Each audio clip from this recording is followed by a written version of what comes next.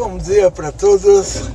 Se você estiver ouvindo o nosso vídeo a qualquer hora do dia, o dia tem 24 horas. A noite também é dia, então muito bom dia. E não se esqueçam de se inscrever no nosso canal, apertar o sininho para receber as notificações. E tudo que eu tinha que falar no fim, estou falando agora porque se não der para ouvir a aula até o fim, pelo menos já. E muito agradeço a todos pela sua participação. E não se esqueçam de dar o joinha no final da aula. E a nossa aula de hoje, como continuação a Parashat Vayetze, é sobre Parnassá. Temos dois tipos de Parnassá. Parnassá, a tradução em português é meio difícil. Ela não bate exatamente com a palavra em hebraico. Quando você fala em português, a palavra sustento, vamos dizer assim, que é uma tradução do dicionário para Parnassá, não bate com o sentido de Parnassá em hebraico. Então vamos chamar isso de Parnassá. No lugar de falar o sustento e o salário e o orçamento, vamos chamar isso de Parnassá. Vocês entendem o que quer dizer Parnassá? A pessoa tem mulher e filhos, então as contas são um pouquinho maiores do que se ele não tivesse a mulher e os filhos. E vamos dizer assim, a pessoa tem a esposa e 10 filhos, então as contas dele são 11 vezes maiores do que a conta que ele tinha sozinho. Então ele precisa ganhar o suficiente para pagar as contas. Isso a gente chama de Parnassá. Agora, quando você fala já Parnassá Beshefa, Parnassá Barchava, já é lucro. Ou seja, assim, cobrir as despesas é Parnassá. Já ter sobrando, já é Parnassá Beshefa, já é Parnassá Barchava. Então, a palavra Parnassá é que sustento em português fica muito... É um nível mais baixo do que Parnassá. Parnassá é mais... se refere a uma coisa mais alta do que sustento. Mas, vamos dizer assim, a pessoa precisa manter a sua família. Então chamaríamos Parnassá de mantimento. Não tem palavra em português para Parnassá. Vamos falar Parnassá e acabou. Da mesma maneira, quando a gente fala kippah, você chega numa loja em Higienópolis, você fala, vim comprar um solideu. Aí ninguém vai saber o que é solideu. Aí você fala kippah, kippah, o chapeuzinho que o judeu usa, então isso todo mundo sabe o que é. Quando você fala sobre um tefilim, você chega, pega no dicionário, o tefilim é traduzido como filactério.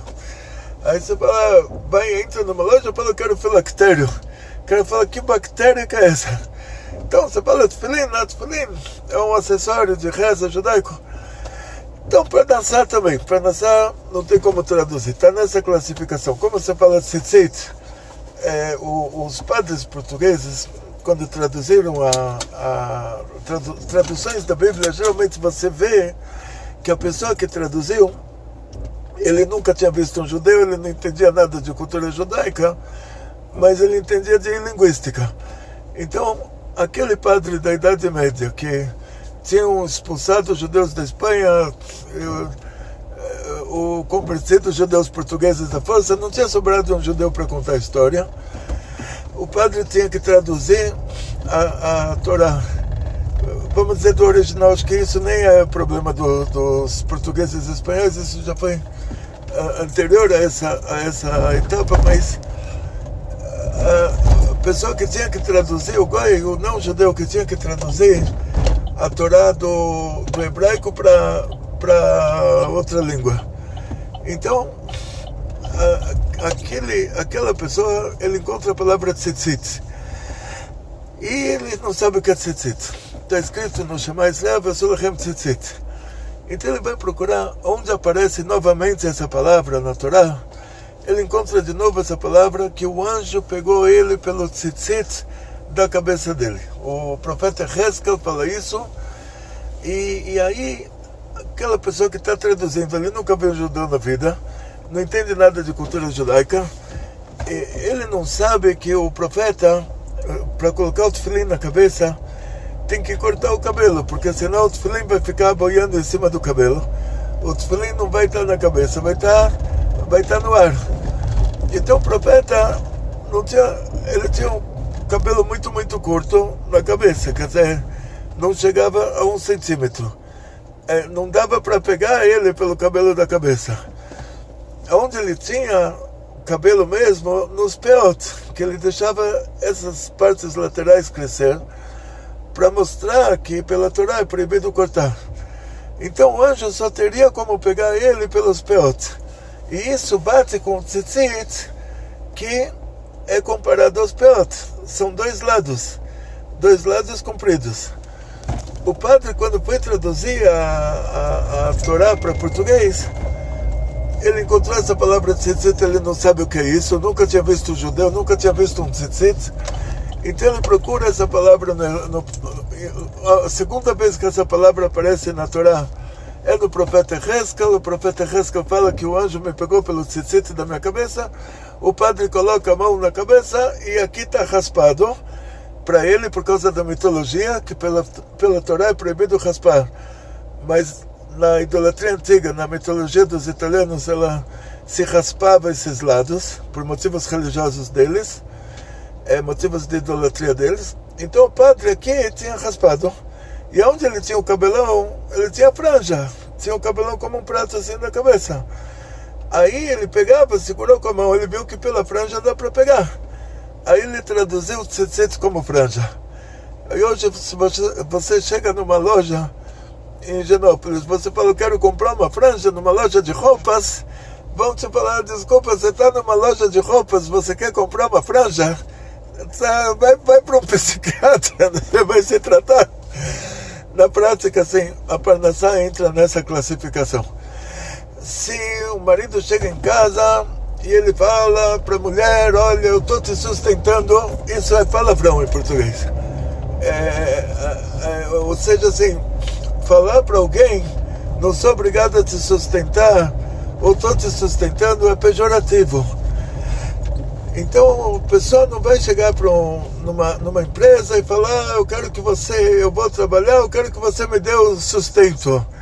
Que aí já fica também uma linguagem estranha. Então essa linguagem de sustento, ela não está na categoria de um português falado assim, usado normalmente no dia a dia. Ela já vai como palavra de dicionário, vamos dizer assim. Eu não ouço as pessoas falando, recebi meu sustento no fim do mês, vou agora para o supermercado comprar o sustento da minha família, ou gastei de sustento R$1.000 aqui de conta de supermercado. Não ouço, estou aqui no Brasil já há 20 anos, não ouço pessoas usando essa palavra, a não ser em casos que tem que explicar alguma coisa, não tem outra palavra para explicar, então colocam essa. Então vamos colocar a Parnassá nessa categoria, como Kippah, Tefilin, Tzitzit, tem Parnassá também. Kadosh Baruch Hu dá Parnassá para a gente. Essa Parnassá, para chegar na nossa mão, ela tem que começar lá em cima, porque ela está ligada a assuntos espirituais. Ela está ligada está sincronizada com assuntos espirituais muito elevados. Ou seja, assim, cada pessoa tem um concerto dele nesse mundo. Quando Adão e Havá, Hashem fez para eles um paraíso, estavam de férias lá. Quando eles fizeram a primeira transgressão, eles comeram a fruta proibida, e Hashem falou para ele, para Adão, que agora ele vai ter que trabalhar. Falou para ele, com Beziat apecha tochal lechem, com o suor da sua face você vai comer o pão. Por que antes Hashem não falou isso para ele? Depois que ele fez a transgressão, Hashem falou isso para ele. Daqui a gente deduz que o trabalho vai ser a retificação da transgressão que ele fez. Para consertar o que ele fez, ele vai ter que trabalhar. A Havá não. A Havá, para consertar o que ela fez, ela ia ter que ter filhos. E a cobra, ao contrário.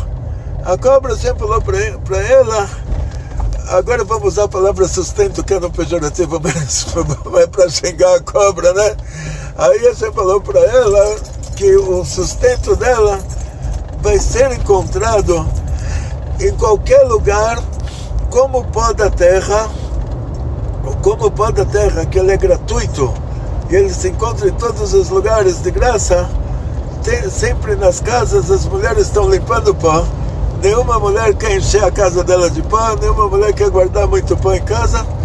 Então, da mesma maneira que o pó, não só que ele é de graça, mas ainda te pedem para, se você oferecer de limpar o pó na casa de alguém, a pessoa vai ficar muito feliz.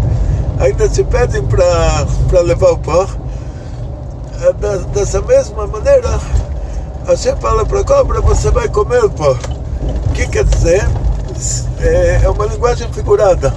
Porque se você for para o Instituto Butantan e você perguntar qual das cobras lá que ela come pó, vão te falar que se a cobra comer pó, ela morre. Então não tem cobra que come pó. Então a linguagem é figurada para dizer, da mesma maneira, comer pó, quer dizer, a sua comida, o seu sustento, da cobra, ele vai ser comparado ao pó, que ele vai ser encontrado com fartura em todo lugar e vão te pagar para levar. Então, as categorias são opostas, como vocês viram. O Adão, ele vai ter que suar, a mulher vai ter que ter filhos, e a cobra, ela vai ser a pessoa mais rica do mundo. Quer dizer, quanto mais cobra a pessoa, quanto mais a pessoa é uma cobra, ou seja, se você está ganhando muito, aí faz um check-up espiritual, verifica o seu comportamento, que talvez isso não seja um bom sinal. Talvez o fato da pessoa ganhar muito dinheiro é porque ele já está se aproximando da categoria da cobra. Quer dizer, tipo, Deus dá para ela tudo nesse mundo, para ela não rezar, e para ela não precisar da ajuda divina, e para ela não ter nada no próximo mundo. Então, assim, nem todo mundo que é rico porque na reencarnação anterior ele fez coisas muito boas, e nessa ele está recebendo o que ele fez na anterior. E mesmo que nessa ele não está fazendo nada, mas ele é muito rico, porque ele já fez antes. Então nem todo rico está nessa categoria. Tem muito rico que é rico porque está fazendo coisa errada e está recebendo toda, vamos chamar de sustento agora nesse caso, sim, está recebendo o sustento dele nesse mundo com muita fartura e muita facilidade, e aonde ele chega ele ganha, como a cobra, que o pó da terra está no mundo inteiro, e onde ele chega ele ganha, o que ele faz ele ganha, e depois ele não reza, não precisa rezar porque ele já tem tudo, e no próximo mundo ele não vai ter nada. Então, quer dizer, essas três categorias, o homem, a mulher e a cobra, são três categorias de parnassá diferentes. Então você fala, qual vai ser a parnassá da mulher? Isso que ela vai ter filhos. Então o marido vai ter que pagar as contas dela. Qual vai ser a parnassá do homem? Isso que ele vai ter que trabalhar. Qual vai ser a parnassá da cobra? Ela não vai precisar trabalhar, não vai precisar fazer nada, e ela vai ganhar mais do que todo mundo. Essas são as três categorias. Por quê? Porque todo assunto da parnassá nesse mundo está ligado lá em cima com o mundo espiritual. A gente só precisou trabalhar para retificar o que a gente fez de errado, para retificar o que Adão fez de errado. E sendo que no Adão Arishon, no primeiro homem, estavam as almas de todos os judeus que vão existir em todas as gerações, então cada um de nós tem um pouquinho dessa retificação também. No caso do Yaakov, que é a nossa paraxá agora, Yaakov, ele estudou Torá na Yeshiva de Shem, estudou Torá na Yeshiva de Ever, sabia fazer comida, mas experiência com animais ele não tinha absolutamente nenhuma. esse ramo, esse tipo de trabalho, para ele era... Quem tinha experiência com animais na casa dele era o Esav. Esav era todo metido lá, era o que ia caçar, e ele tinha experiência com animais.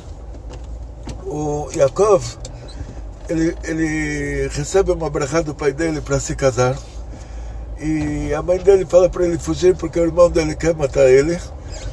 E mesmo que o irmão falou que vai matar depois que o pai morrer, que ele não quer que o pai sofra, mas a Rivka, ela imaginou, vai saber quando o Isaac vai morrer.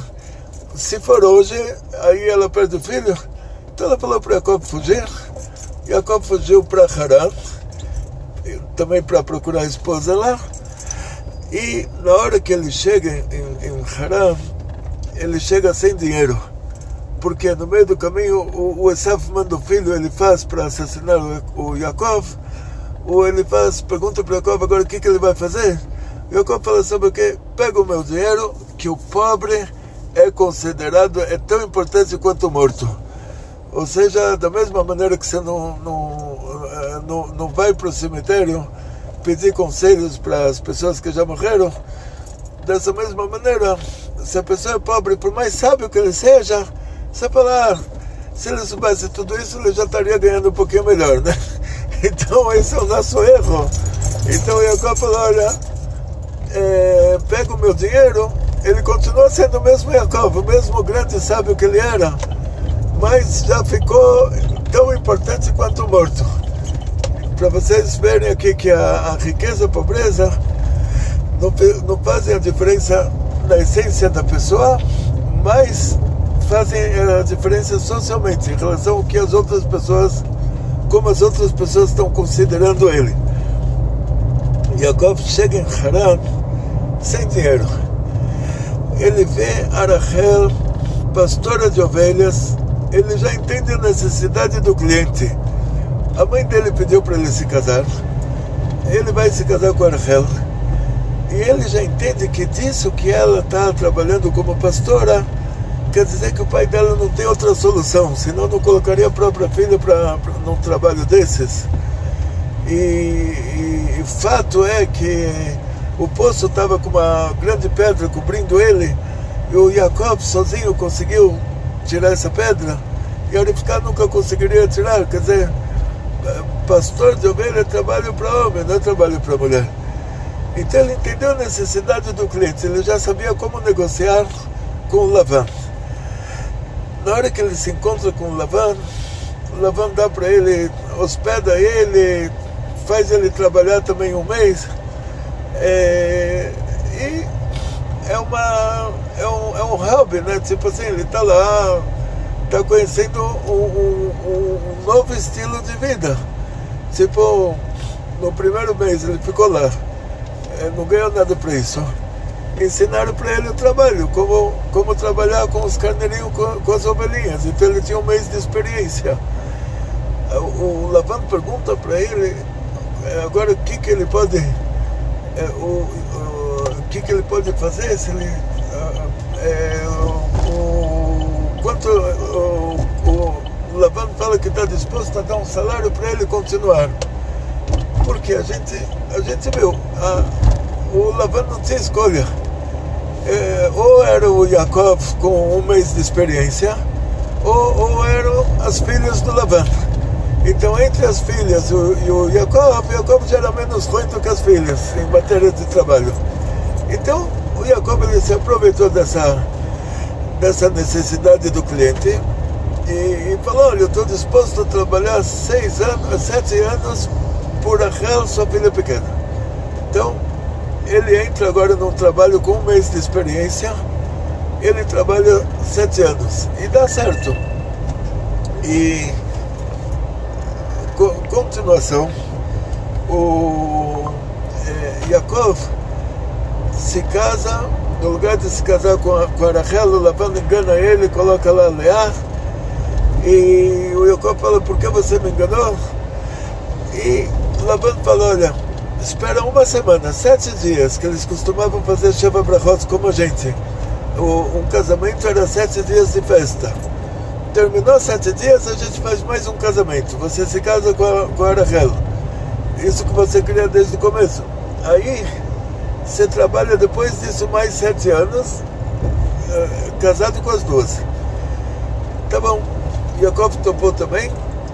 Passou 14 anos. O Laban fala para Yaakov, Nikvah, eu uso essa palavra, Nikvah, que ela também é entendida como vamos determinar, ou também entendida como mulher. Zahar ben Nikvah, masculino e feminino. Então, o Nikvat Maskortecha, a gente vai agora determinar o seu salário. Diz o Zohar que foi usada, o Laban usou essa palavra Nekevah, ele poderia usar outra palavra para determinar o salário do Yaakov. Mas ele usou essa palavra que ele está dizendo para o Yaakov. Eu vi que todo o seu negócio são mulheres. Você ofereceu trabalhar 7 anos por Rachel. Você casou com a Leá. No lugar de, não sei, divorciar a Leá e se casar com a Rachel, ele trabalhou mais 7 anos para ficar com as duas. Então o Laban fala agora, olha, você me fala qual mulher você quer da cidade, eu mato o marido, te dou ela, trabalha mais 7 anos para mim. Tipo, por qual mulher você vai querer trabalhar agora? Aí o Yaakov falou, não, agora eu quero fazer meu próprio negócio. Agora acabou, eu queria só me casar com suas filhas, agora eu quero fazer meu próprio negócio. Yaakov é uma pessoa que ele estudou na Yeshiva de Shem, ele estudou na Yeshiva de Ever, ele fez comida pro pai dele no dia que o avô dele faleceu. E agora que trabalho ele vai fazer? Ele falou pro Laban dar uns carneirinhos para ele vai continuar trabalhando com carneirinhos, mesmo que agora ele vai trabalhar para si próprio, vai fazer o próprio negócio, mas vai continuar nesse ramo de carneirinhos. Por que, diz o Zohar, é uma coisa simples. Vão ter 2 lados aqui nessa coisa simples. Vai ter um lado espiritual. O lado espiritual é que aquelas almas divinas que no começo eles estavam na época do dilúvio, eles causaram o dilúvio. Depois se reencarnaram na época da Torre de Babel, fizeram a Torre de Babel. Depois se reencarnaram de novo como Sodoma e Gomorra. Agora essas almas divinas se reencarnaram como esses animais. E por causa disso, quando Yaakov chega em Haran, o Laban está trabalhando com animais. O Laban podia estar trabalhando com outra coisa. Por causa disso, a Rachel, que é a mulher que Yaakov quer se casar com ela, está trabalhando com animais, para atrair o Yaakov para esse trabalho. Por causa disso, agora a única proposta que ele pode fazer para o Laban é trabalhar com os animais, por causa daquelas almas divinas que estavam naqueles animais. Por causa disso, ele tinha que trabalhar mais 7 anos com os animais. E agora, o que ele vai fazer? Agora, diz o Zohar, a pessoa, para escolher uma profissão, ele tem que ver uma coisa que ele fez e deu certo, continua fazendo o que vai dar mais certo ainda. Então Yaakov já tinha já tinha trabalhado 14 anos para o Lavan com os carneirinhos e deu certo, então ele continua nessa área. Aí ele começa a fazer o próprio negócio dele. Então, quer dizer, o que te atrai ao seu próprio negócio é o fato do seu trabalho divino estar vinculado a ele. Ou seja, a sua retificação nesse mundo tem a ver com esse trabalho. Por isso que Hashem faz com que todas as circunstâncias te levem a esse tipo de trabalho. E como eu sei qual é o meu trabalho, se eu estou fazendo um negócio que é permitido pela Torá e esse negócio está dando certo, aí eu toco o barco para frente, continuo fazendo porque vai dar mais certo ainda. Então, na hora que eu já fiz, já deu certo, continuo nessa área. Continuação. A gente fala sobre Parnassá, de vez em quando a pessoa termina o birur, termina o refinamento daqueles assuntos espirituais que ele tinha que refinar naquela profissão, naquele país, naquele lugar. E de repente a Parnassá termina. De repente ele começa a se endividar. Ele vê que a entrada não é o suficiente, não está sendo relativa à saída. Então quer dizer que aquele assunto espiritual que trouxe ele para aquela categoria de trabalho, ele já retificou o que precisava retificar. Tipo, agora ele tem outra categoria de retificação que está em outra categoria de trabalho. Então vai acontecer dele ter que mudar de um trabalho para o outro, dele ter que mudar de um ramo para o outro, dele ter que mudar de um país para o outro. E o sinal, agora ele vai para outro ramo que ele desconhece. Então o que ele vai fazer? Ele vai fazer um teste, ele vai trabalhar um pouco com isso, sem compromisso, para ver se dá certo. Se deu certo, ele continua nesse negócio. Esse é o sinal que o Zohar dá, que a gente aprende de Yaakov. E, continuação, a Parnassá está determinada lá de cima. Por quê? Porque ela está vinculada a esses birorim, a esses assuntos espirituais. A gente não tem muita escolha, a gente vai tentando descobrir qual era o que era que foi determinado para nós. Então quando a gente fala que olha, rezamos forte, fiz chuva, rezei e me esforcei, chegou Rosh Hashanah, Yom Kippur, pedi para Hashem me dar Parnassá Beshefa, e Hashem te dá Parnassá Beshefa, Hashem te dá muito para nós. Então, para se estar ligado aos meus assuntos espirituais, o que adianta eu rezar para ganhar mais, ou cumprir mais mitzvot, me comportar melhor, e isso vai fazer com que eu ganhe mais? Sim, isso vai fazer com que você ganhe mais. Por quê? Porque o Adão, quando a gente falou para ele, com o suor da sua face você vai comer o pão, é a retificação da coisa ruim que ele fez. E essa retificação, não necessariamente, ela tem que ser com o trabalho, sim, mas quanto ele vai suar, quanto ele vai ter que se esforçar, não está escrito lá. Lá está escrito que ele vai ter que se esforçar, mas não está escrito a quantidade de esforço que ele vai ter que fazer. Então, por isso, você se esforça um pouco, você reza muito, você fez melhor. Ou seja, rezou, estudou Torá, cumpriu mitzvot, investiu nos seus assuntos espirituais. Algum trabalho você vai ter que fazer, alguma coisa você vai ter que fazer para trazer essa chefa para baixo. É como assim, uma pessoa, ele tem na conta do banco, ele tem muito dinheiro, mas ele vai ter que ir para um caixa automático para sacar. Então, o trabalho é como qualquer trabalho que você faz nesse mundo, é como ir para o caixa automático para sacar. Ou seja, não é o trabalho que vai te trazer o dinheiro, é que o dinheiro que já está lá em cima, determinado para você, vai ser retirado aqui embaixo por meio desse trabalho. E sendo que o trabalho está ligado aos seus birurim, aos seus assuntos espirituais, algum trabalho você vai ter que fazer. Porque esses assuntos espirituais, eles, para liberar eles, para retificar eles, a gente tem que se comportar de uma maneira natural, tem que fazer atos materiais.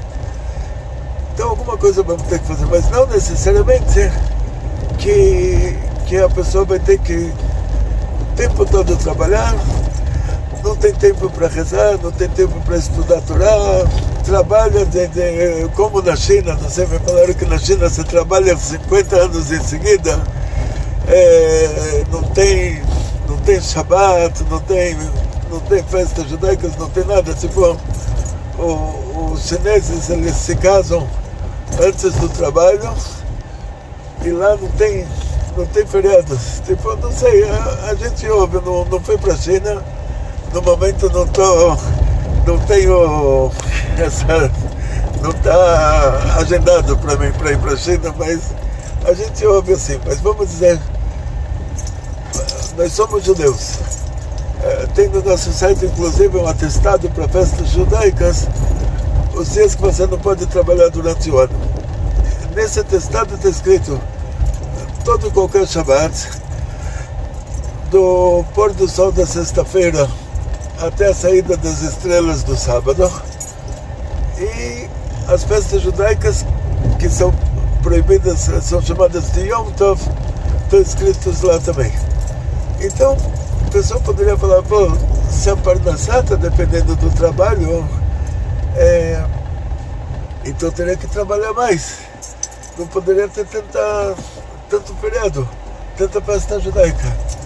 Mas, não. A gente tem dois níveis aqui no assunto do Parnassá. Quando o povo de Israel saiu do Egito, Hashem fez um milagre, o pão caiu do céu. E nesse caso, se você arasse a terra, você estaria perdendo isso. Então, porque aí cairia no buraco, você não poderia comer. O faraó, antes do povo de Israel sair do Egito, o faraó, Hashem falou pro faraó,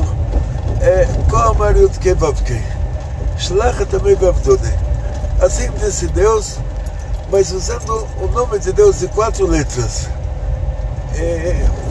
O Yosef, quando tinha falado com o faraó, tinha usado o nome de Hashem, que é chamado de Elohim. Então, o Yosef falou Elohim e Netzlom parou. O nome Elohim se refere a um nível de revelação divina dentro da natureza, que quer dizer, Deus ajuda quem se ajuda, e se a pessoa não se ajuda, Deus não ajuda. Quer dizer, se ele não trabalha, não ganha. Quando Moshe Rabbeinu perguntou para Hashem, se eles me perguntarem o seu nome, o que eu vou falar, Hashem falou para Moshe, Yud-Ke Vav-Ke, falou o nome de 4 letras. Quando Moshe Rabbeinu falou para o faraó que assim disse Deus, usando esse nome de 4 letras, o faraó falou, olha, esse Deus eu não conheço. Eu conheço aquele Deus do Yosef, aquele nome de Deus que o Yosef falou. Que o Yosef falou que, olha, Deus mostrou para o faraó como fazer um bom negócio agora, que vão ter 7 anos de fartura, 7 anos de fome. Então o Yosef aconselhou o faraó a arrecadar o trigo dos 7 anos de fartura e revender esse trigo nos 7 anos de fome, para que o país não vá à falência. Então o faraó falou, olha, esse Deus eu conheço, o Deus que o Yosef falou, o Elohim, quer dizer, Deus dentro da natureza. Deus ajuda quem se ajuda, por isso que o Yosef ele ficou o vice-rei, e ele arrecadou o trigo nos 7 anos de fartura, e depois revendeu esse trigo nos 7 anos de fome. Então, tá vendo? Deus falou para ele trabalhar, ele trabalhou. Deus ajudou dentro do trabalho, mas se o trabalho não fosse feito, Deus não ajudaria. Por isso que Deus deu o sonho para o faraó, para ele saber que se ele perde essa oportunidade de arrecadar o trigo nos 7 anos bons, nos 7 anos ruins eles não vão ter o que comer. Agora, esse Deus de 4 letras, que ele fala para um povo inteiro sair de um país onde eles têm comida e ir para um deserto, que é um lugar que eles não têm o que comer, sair de um país que tem um rio Nilos e ir para um deserto que não tem água, esse tipo de Deus eu não conheço. Assim falou o faraó. Eu conheço o Deus que ajuda quem se ajuda, mas um Deus que ajuda a quem não se ajuda, e se a pessoa se ajuda, ele só está atrapalhando a ajuda divina. Tipo, o pão vai cair do céu, ele vai arar a terra, então o pão vai cair no buraco, ele não vai ter o que comer. Então o faraó falou, esse tipo de Deus eu não conheço. Então existem 2 tipos de revelação divina. Uma revelação divina mais elevada, que acontece no Shabat. Então Deus, no Shabat, Deus ajuda quem não se ajuda, e quem se ajudar vai estar se atrapalhando. Então, se a pessoa vai trabalhar no Shabbat, vai ser decretado para ele que ele vai ter muito prejuízo. Então, quer dizer, por causa que ele trabalhou no Shabbat, ele perdeu dinheiro. Aparentemente ele ganhou, porque no Shabbat tinha mais clientes, mas esse dinheiro depois vai para médico, vai para mecânico, vai para eletricista, e ele vai falar, graças a Deus que eu trabalhei, que eu tinha como pagar o médico, tinha como pagar o eletricista, tinha como pagar o mecânico, tinha como isso, como aquilo. Você foi um bobo, você pagou tudo sem necessidade, porque se você não trabalhasse no Shabbat, você não precisaria pagar tudo isso. Então, esse nível de Shabbat é uma revelação divina maior. Deus ajuda a quem não se ajuda, e quem se ajudar vai estar só atrapalhando, vai estar só se atrapalhando. E no meio da semana é um nível de revelação menor, é um nível de Elohim. Então Deus ajuda a quem se ajuda, e por isso que a gente tem que trabalhar. Dentro desse nível de revelação menor, de nome de Elohim, também vai ter uma divisão de um nível mais elevado, vai ter um Yud Kevav que no meio da semana também, vai ter uma revelação divina maior no meio da semana também, dentro dessa menor. Ou seja, não é que por causa que no meio da semana a gente tem que trabalhar, não é por causa disso que a gente só vai ter que trabalhar. Ao contrário, se a gente não reza no meio da semana, se a gente não estuda a Torá no meio da semana, se a gente não faz o mínimo de obrigações religiosas no meio da semana, aí a gente vai entrar nessa classificação que quando Hashem falou para Adão que ele vai suar, se ele vai suar mais ou se ele vai suar menos, aí vai depender do Avodat Hashem, do trabalho divino que ele fez, o jeito que ele trabalhou. Pressione o botão. Se ele trabalhou, se ele antes de trabalhar ele foi rezar, ele foi estudar um pouquinho de Torá, aí ele vai suar menos, vai precisar suar menos. Quer dizer, ele pensou no cliente e o cliente já ligou. Ele pensou no fornecedor, o fornecedor apareceu. Aí o cliente fala para ele que ele quer ser honesto, a mercadoria está muito barata, ele faz questão de pagar mais, e o fornecedor faz questão de vender mais barato. Então a pessoa fala, uau, olha, estou tendo muito mazal. Então esse mazal vai depender do trabalho divino, como ele se comportar. Nesses dias que ele tem que trabalhar, ele não tem que estar obcecado pelo trabalho, mas ele tem que saber que Deus dirige o mundo e de que Hashem pediu para a gente trabalhar por causa desse vínculo de retificação dos assuntos espirituais que a gente tem que retificar nesse mundo. Então esse é o motivo que a gente trabalha. Por isso, antes de trabalhar, a gente vai rezar, a gente estuda um pouquinho de Torá, um pouquinho de manhã, um pouquinho de noite. E na hora que você está trabalhando, se você puder, coloca nossas aulas também, você não perde o tempo, dependendo do trabalho, né? Então, na hora que você volta do trabalho cansado, você chega na sua casa, vai ajudar a esposa um pouco a lavar um pouquinho de louça, a fazer a janta, coloca nossa aula também, você não tem nada a perder. Então, desejo a todos muito sucesso nos negócios, muito sucesso no trabalho, muito sucesso na parnossa, muito sucesso em tudo. Muita tzlachá, briut, panasá, beshefa, venachat yehudi amitim mikol mishpacha. Kol tov.